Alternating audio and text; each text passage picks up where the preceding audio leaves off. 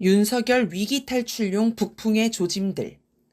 총선도 끝나고 영수회담도 끝난 최근 심상치 않은 조짐을 보이는 특이한 사건들이 이어지고 있습니다. 이상한 사건들. 먼저 지난 3월 말 궤비행체가 서해 북방 한계선 NLL을 넘어와 군이 격추했다는 보도가 나왔습니다. 특이한 건 이 사건이 한 달도 더 지난 5월 2일 SBS 뉴스 단독으로 보도되었다는 것입니다. 이걸 왜 이제야 보도했을까요? 아마 총선을 코앞에 두고 발표했다가 북풍을 일으키려 했다는 역풍을 당할까봐 그랬던 것 같습니다. 그런데 다시 생각해보면 총선을 앞둔 3월 말, 4월 초에 북풍으로 의심되는 여러 정황이 있기는 했습니다. 통일부는 4월 2일 북한 노동신문이 기사를 써서 총선에 개입하려고 한다는 황당한 주장을 했습니다. 기자들조차 우리 국민 누가 노동신문을 본다고 그게 총선 개입이 되냐라고 반문할 정도였는데 통일부는 이에 제대로 답변하지도 못했습니다. 국가정보원은 검찰, 경찰 등과 공조해 민간인 불법 사찰을 하면서 간첩단 사건을 만들려다가 3월 22일 발각됐습니다. 피해자들이 왜 몰카 촬영을 했냐고 항의하자 국정원 직원은 순순히 휴대전화 암호를 풀어서 찍은 사진은 물론 카카오톡 대화까지 다 보여주는 어설픈 공작 실력을 노출했습니다. 이렇게 보면 통일부, 정보수사기관, 군 등 여러 정부기관이 비슷한 시기에 북풍을 준비했던 것 아니냐는 의혹도 제기해 볼 만합니다. 다만 통일부와 국정원은 어설퍼서 망신만 당한 채 실패했습니다. 그렇다면 군은 왜 작전을 진행하고도 이를 숨겼을까요? 선거 시기에 일어나는 북풍 사건에는 모두가 민감한 반응을 보입니다. 괜히 어설픈 공작을 하다가 들통이 나면 역풍이 불 수 있습니다. 어쩌면 군은 북풍 작전을 해봤지만 어설퍼서 역풍이 불까봐 숨겼던 것 아닐까요? 보도를 보면 NLL을 넘어온 궤비행체가 풍선 끝에 물체가 달린 기구 형태였고 길이가 1.5m에서 2m였다고 합니다. 이 정도로 자세히 목격했다면 당연히 사진이나 영상도 있을 것입니다. 특히 군은 2022년 연말 무인기 사건으로 크게 곤욕을 치렀기 때문에 증거를 남기는 차원에서라도 사진 촬영을 준비했을 것입니다. 게다가 비행체가 풍선이면 그렇게 긴박한 상황도 아니니 사진을 못 찍을 이유는 없습니다. 그런데 군은 아직 사진이나 영상을 공개하지 않고 있습니다. 풍선이라면 바다에 가라앉지도 않았을 텐데 수거도 못했습니다. 그러니 궤비행체가 넘어온 게 사실인가? 근거가 있나? 라고 물어도 대답할 말이 없는 셈입니다. 과거 박근혜 정권 시절 비무장지대에서 이른바 목함지뢰 사건이 발생했을 때 우리 군이 북한을 향해 155mm 포탄 29발을 발사한 적이 있습니다. 군은 북한이 먼저 직사화기 3발을 발사했기 때문이라고 설명했습니다. 그런데 북한이 자기들은 쏜 적이 없고 한국군이 거짓 구실로 선제 도발을 했다고 주장했습니다. 기자들이 군 당국에 북한이 쏜 3발이 어디에 떨어졌는지 물었지만 끝내 답을 듣지 못했습니다. 맨눈으로 확인했다는 표현이 유일한 증거였는데 사진을 찍어 놓은 것도 없으니 믿거나 말거나가 되었습니다. 물론 군이 총선을 앞두고 북풍을 일으키려 했을 수 있다는 것은 어디까지나 추론일 뿐입니다. 그런데 이걸 왜 이제야 공개해서 보도하게 만들었을까요? 지금 북풍이 필요하다고 생각한 누군가가 있는 것일까요?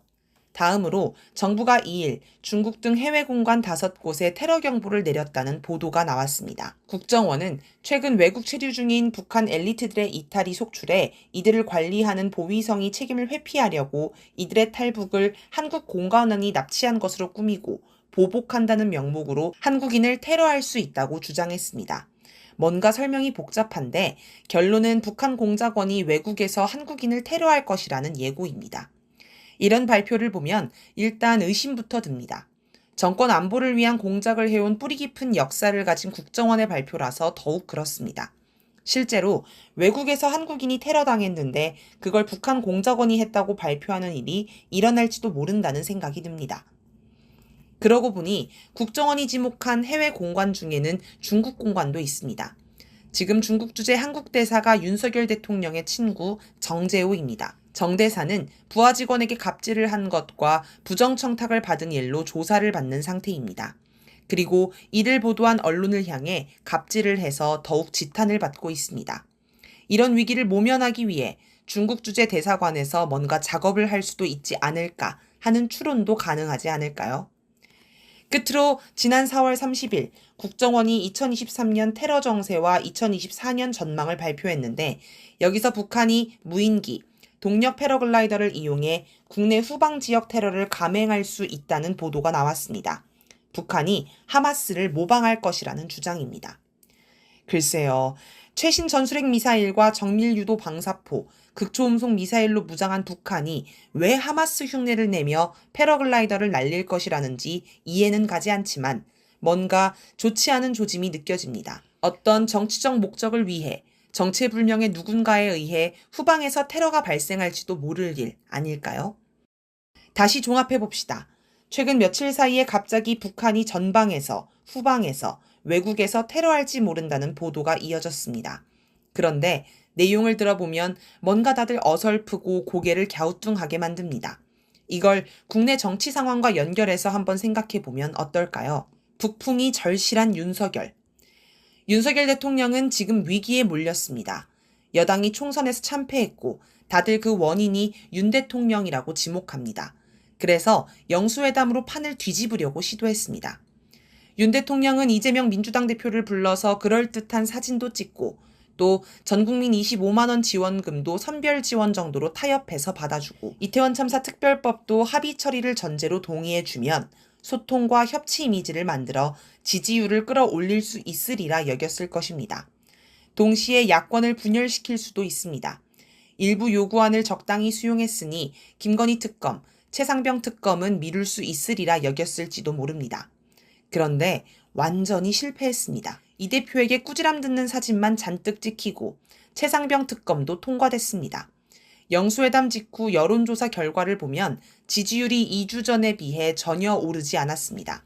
전체 대화의 85%가 혼자 떠든 것이라는 보도가 나오면서 소통과 협치 이미지도 만들어지지 않았습니다. 윤 대통령의 작전이 실패한 원인이 뭘까요? 영수회담을 앞두고 국민 여론이 워낙 끌어오르니 민주당이 영수회담도 특검도 원칙대로 처리한 것입니다. 민주당 차기 원내대표에 단독 출마한 박찬대 의원은 22대 국회가 열리면 곧바로 김건희 특검을 발의하겠다고 밝혔습니다. 김건희 특검, 최상병 특검은 윤 대통령의 목을 직접 겨눈 칼끝이나 다름없습니다. 거부권 행사를 안 할 수가 없습니다. 그런데 거부권을 행사하면 지지율이 20%대에서 더 떨어져 10%대, 아니 그보다 더 아래로 떨어질 수 있습니다. 이 정도면 대통령직 유지가 불가능한 수준입니다. 그러면 검찰은 자기들이 살기 위해 김건희 수사에 박차를 가할 수 있습니다. 이런 상황을 아마 윤 대통령 본인이 가장 민감하게 느끼고 있을 것입니다. 절대 권력을 지향하던 사람은 자신의 권력이 조금이라도 새나가면 금방 눈치챕니다. 이제 윤 대통령의 탈출구는 북풍밖에 없습니다.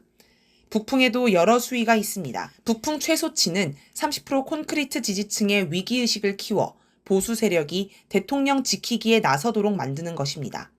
윤 대통령에게 등을 돌린 조선일보, 해병대도 안보가 위험하니 일단 대통령을 지키고 보자며 다시 돌아서게 만드는 것입니다. 북풍 최대치는 제2의 네타냐후가 되는 것입니다. 네타냐후 이스라엘 총리는 전쟁 전에 극우 독재 정치를 펼치다 강력한 퇴진 압박을 받고 있었습니다. 그런데 팔레스타인과의 전쟁이 발발하면서 퇴진 요구를 거부할 수 있게 되었습니다. 물론 지금도 반 네타냐후 여론이 매우 높습니다. 하지만 전쟁을 핑계로 버틸 수 있습니다. 마찬가지로 윤 대통령 역시 지지율이 10% 아래로 굴러 떨어져도 물러나지 않고 버틸 수 있는 핑곗거리인 전쟁을 바랄지 모르겠습니다. 물론 북풍으로 위기를 돌파하려는 윤 대통령의 의도를 모를 국민은 없습니다. 윤 대통령이 북풍에 매달릴수록 전쟁을 반대하고 평화를 바라는 우리 국민은 윤 대통령 탄핵 요구를 더욱 강하게 들고 나설 것입니다.